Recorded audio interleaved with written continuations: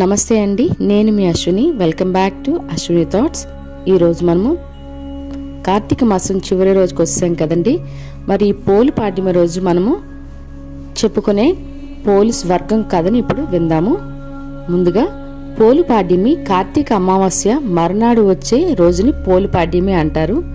అది ఏ సమయం నుండి ఏ సమయం వరకు పోలి పాడ్యమి ఉంటుంది అంటే పాడ్యమి తిథి అయితే ఆ రోజంతా ఉంది, కానీ మనము ఏ సమయంలో మొదలైంది ఏ సమయం వరకు మాత్రమే ఒత్తులనే వదులుకోవాలి ఇలాంటివి ఆల్రెడీ వీడియో చేశానండి. వీడియో ఎండ్ కార్డ్స్లో పెడతాను, ఎవరికైనా అవసరం అనుకుంటే తప్పకుండా చూడండి. మరి ఇప్పుడు పోలీస్ వర్గం కథని విందాం. ఆశ్వయుజ అమావాస్య మొదలుకొని కార్తీక అమావాస్య వరకు ప్రాతకాలంలో లేచి నదీ స్నానం చేసి దీపములు వెలిగించలేని వారు కూడా ఈ పోలీస్ వర్గం నాడు తెల్లవారుజామునే లేచి నదిలో స్నానం చేసి అరటి దొప్పల్లో దీపములు వెలిగించి వదిలిపెట్టిన ఎడల కార్తీక మాసమంతా తెల్లవారుజామున నదీ స్నానం ఆచరించిన ఫలితము దీపములు వెలిగించిన ఫలితము కలుగును. స్త్రీలందరూ ఈ రోజున కలిసికట్టుగా నదీ స్నానం చేసి నది ఒడ్డునే దీపములు వెలిగించి నోమును ఆచరించి బ్రాహ్మణోత్తములకు స్వయంపాకములు దీపదానములు ఇచ్చి ఆశీర్వాదములు పొందుతారు. కార్తీక మాసం దీపాలను వెలిగిస్తే బొందుతో స్వర్గానికి చేరుకుంటామా లేదా అన్నది తరువాత మాట. ఆచరించాలి, పాటించాలి, మనసు ఉన్నప్పుడు మార్గం దానంతట అదే కనిపిస్తుందని చెప్పడం ఈ కథలో ఆంతర్యం. పోలమ్మ భక్తికి మెచ్చిన పరమశివుడు ఆమెను పుష్పక విమానంపై స్వర్గమును తీసుకువెళ్లిన వృత్తాంతమే పోలీస్ వర్గం నోము కథ. ఇప్పుడు పోలీస్ వర్గం కథ.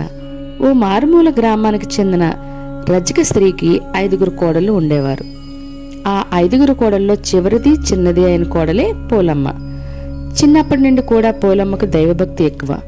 పువ్వులు కోయడం పూజలు చేయడంతోనే ఆమెకి కాలం గడిచిపోయేది.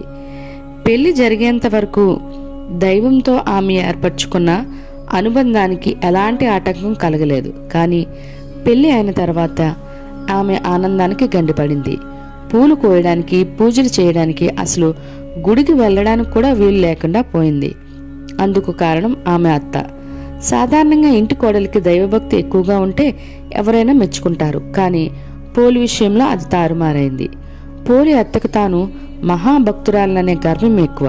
కొంతమంది అమ్మలక్కలు కూడా ఆమె వెనుక చేరి భజన చేయడం వల్ల ఆమెలో మరింత అహంకారం పెరిగింది. పోలి కారణంగా తన పేరు కాస్త పోతుందని భావించి ఆమెను మాత్రం ఇంటి పట్టును ఉంచి మిగతా కోడలను తీసుకుని గుడికి వెళ్లి వచ్చేది. ఈ నేపథ్యంలో ఒక కార్తీక అమావాస్య రోజున పోలికి ఇంటి పనులు పురమాయించి ఆమెకు పూజా సామాగ్రి అందుబాటులో లేకుండా చేసి మిగతా కోడలతో అత్త నదీ స్నానానికి వెళ్ళింది. పోలి ఏమాత్రం బాధపడకుండా బావి దగ్గరే స్నానం చేసి పత్తి చెట్టు నుండి పత్తి తీసి ఒత్తిడి చేసింది. చల్ల కవ్వానికి ఉన్న వెన్నను తీసి దాంతో దీపాన్ని వెలిగించి దైవానికి నమస్కరించింది. పోలి భక్తికి మెచ్చిన దైవం ఆమె కోసం పుష్పక విమానం ఊరు జనం చూస్తుండగానే పోలి ఆ విమానం ఎక్కింది. విమానం కొంచెం పైకి లేవగానే అక్కడికి వచ్చిన అత్త తాను కాకుండా తన కోడలి స్వర్గానికి వెళ్లడానికి వీల్లేదంటూ పోలిని కిందకి లాగడానికి ఆమె కాలు పట్టుకుంది. వెంటనే మిగతా కోడలు ఒకరి తర్వాత ఒకరు కాళ్ళు ఒకరు పట్టుకొని విమానం నుండి కిందకి వేలాడసాగారు. అది చూసిన దేవతలు పోలితో వారికి పోలిక లేదంటూ విమానం నుండి కిందికి పడదోశారు. పోలి మాత్రం బొందితో స్వర్గానికి వెళ్లిపోయింది. అప్పటి నుండి ప్రతి ఏడాది ఆశ్వయుజ అమావాస్య మొదలు కార్తీక అమావాస్య వరకు ప్రతి నిత్యం బ్రాహ్మీ ముహూర్తంలో నిద్రలేచి నదీ స్నానం చేసి దీపం వెలిగించి పోలికది చెప్పుకొని అక్షంతల తలపై వేసుకోవడం ఆనవాయితీ. ఈ విధంగా 1 రోజుల పాటు నదీ స్నానం నోము పూర్తయ్యాక కార్తీక అమావాస్య రోజున బ్రాహ్మణునికి దీపదానం ఇవ్వాల్సి ఉంటుంది.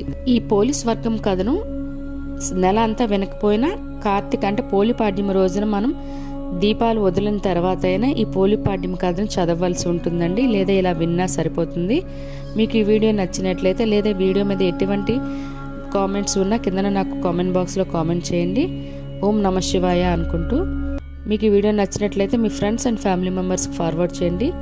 దీంతో పాటుగా ప్రతిరోజు పంచాంగం వీడియోలు మరియు పండగ యొక్క ప్రత్యేకతలు పూజా వీడియోలు కూడా ఉంటాయండి. ఎవరికైనా అవసరం అనుకుంటే నా ఛానల్లో సబ్స్క్రైబ్ చేసి తప్పకుండా చూడండి. రేపు మరలా మరొక కొత్త వీడియోతో కలుద్దాం. ధన్యవాదములు. ఓం నమః శివాయ.